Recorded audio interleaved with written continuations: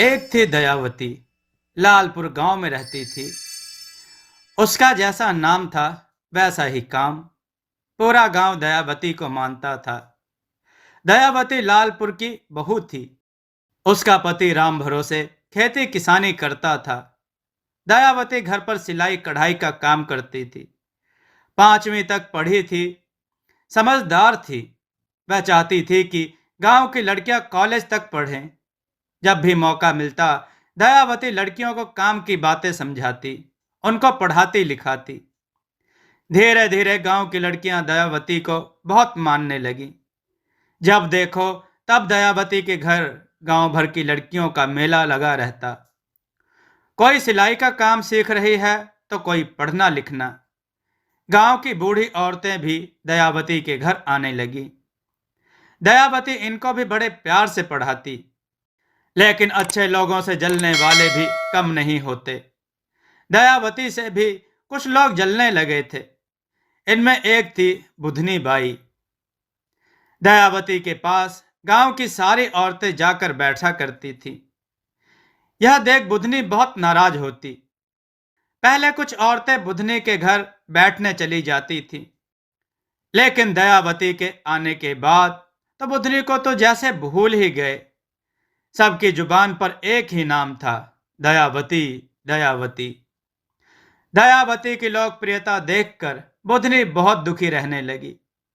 वह सोचने लगे कि दयावती के खिलाफ कुछ किया जाए। गांव की औरतें तो मेरे घर का रास्ता ही भूल गई हैं। बुधनी के दिमाग में एक बात आई। बुधनी ने एक दिन पड़ोस में रहने वाली कलावती से कहा, जानती हो, यह दयावती जादू टोना जानती है। बड़ी चालू औरत है। गांव की औरतों पर मंत्र मार दिया है। मुझे डर है कहीं दयावती किसी की जान ना ले ले। कलावती बोली, अरे यह क्या बोलती हो? ऐसी बात तो नहीं है। दयावती बड़ी भली औरत लगती है। पढ़ी लिखी है। गांव की लड़कियों का भला चाहती है। उन्हें काम की बातें भी सिखाती पढ़ाती है। बुधनी चिढ़कर बोली, अगर भला चाहती है तो बाहर आकर काम करे ना। घर के भीतर क्या करती रहती है? सुबह शाम जब देखो लड़कियों के कान भरती रहती है। कलावती ने कहा, आज तक तो किसी ने उसके बारे में कोई भी शिकायत नहीं की। बुधनी बोली, यही तो जादू है। दयावती ने सबको अपने बस में कर लिया है। इसी को कहते हैं टोना। कलावती सोच में पड़ गई। बुधनी ने देखा मौका अच्छा है, कुछ और कान भरा जाए। बुधनी बोली, जानती हो कल क्या हुआ? रात को 12 बजे मैं घर से बाहर निकली तो देखा दयावती शमशान घाट की ओर जा रही थी। उसके हाथ में एक थाल भी था जिसमें एक दिया जल रहा था। दयावती तो घर में ही रात को भूत प्रेतों की पूजा करती है। मुझे डर लग रहा है कहीं गांव की बर्बादी ना हो जाए। बुधनी की बातें सुनकर कलावती घर चली गई और उसने बुधनी की बातें दूसरी औरतों को भी बता दी। एक झूठ को बार बार बोलते रहो तो एक दिन लोग उसे सच समझने लगते हैं। और यही हुआ।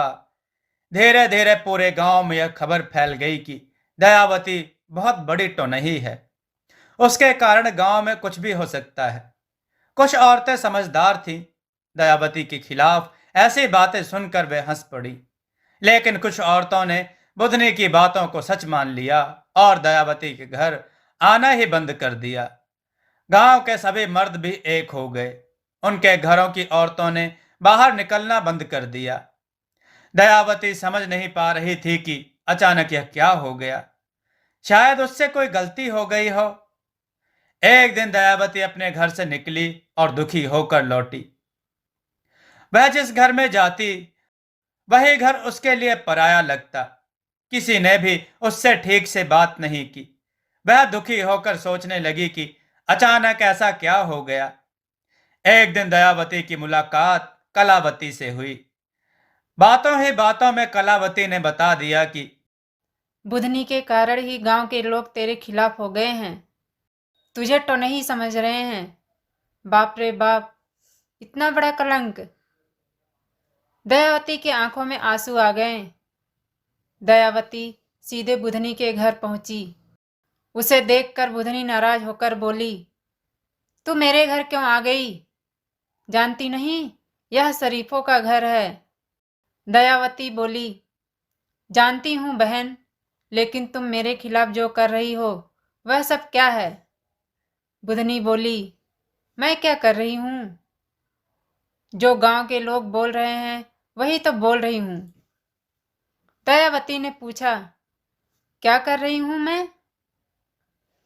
बुधनी बोली, जादू टोना और क्या? यह कोई अच्छी बात है क्या? दयावती ने कहा, किस पागल मूर्ख ने यह अफवाह फैला दी?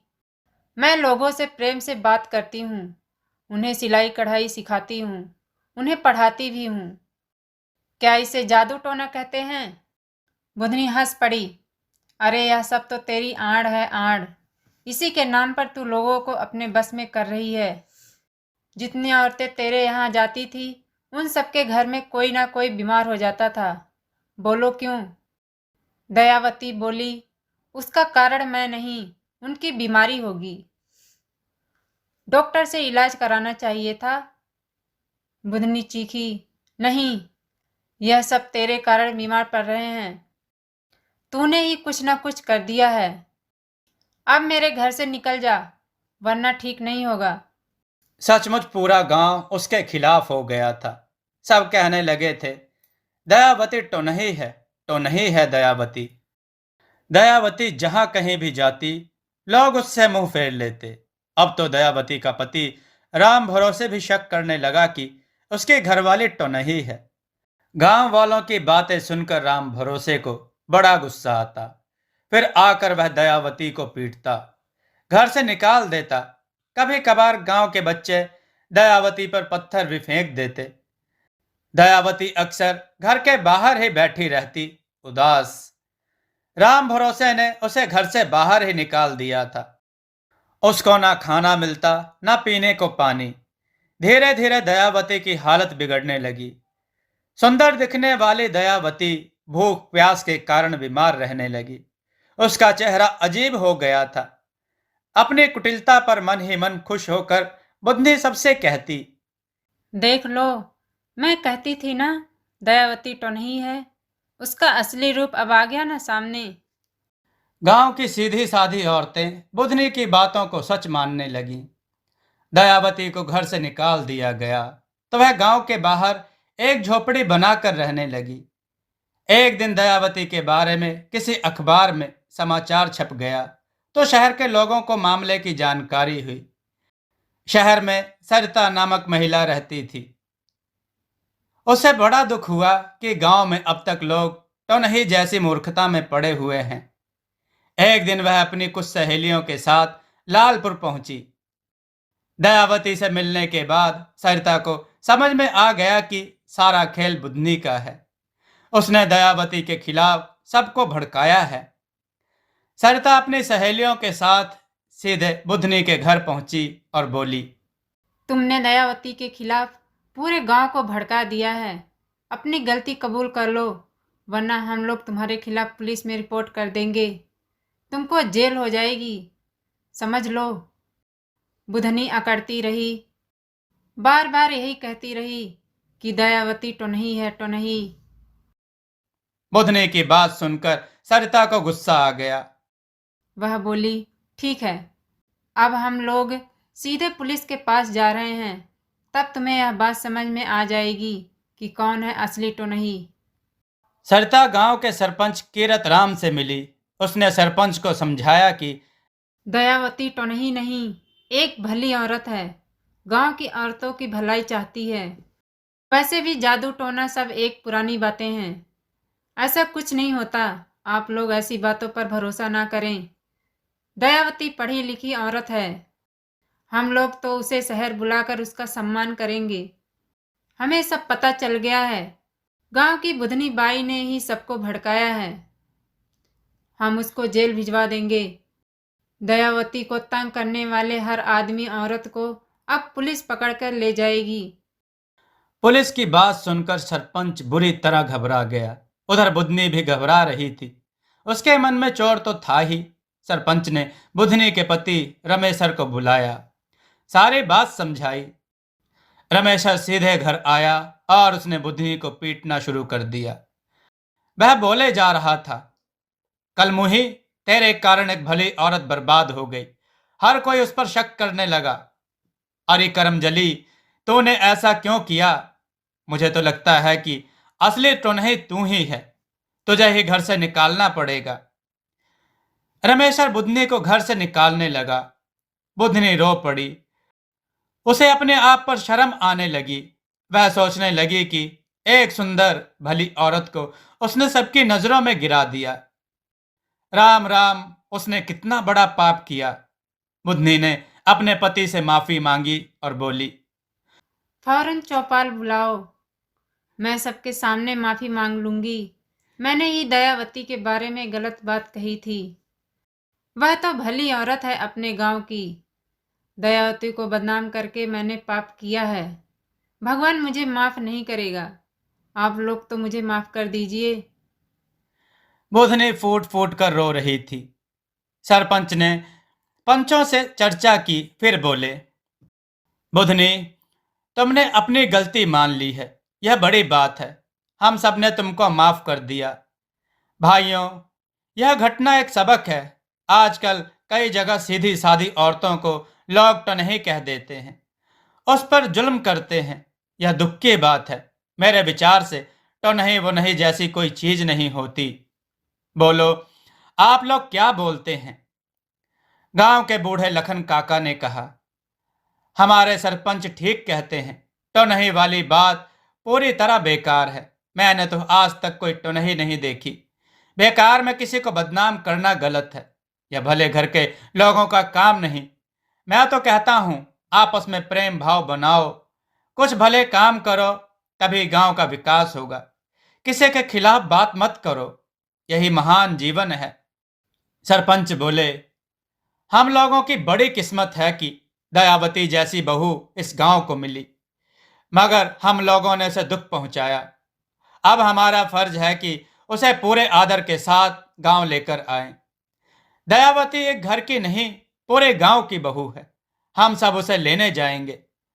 बुधनी रोए जा रही थी। वह बोली, आपकी इजाजत हो तो मैं भी चलूंगी आपके साथ और दयावती के पैर छूकर माफी मांग लूंगी। देखते ही देखते पूरा गांव दयावती को लेने उसकी झोपड़ी की ओर चल पड़ा। यह सब देखकर राम भरोसे की आंखों में आंसू आ गए। अब वह अपनी करनी पर पछता रहा था।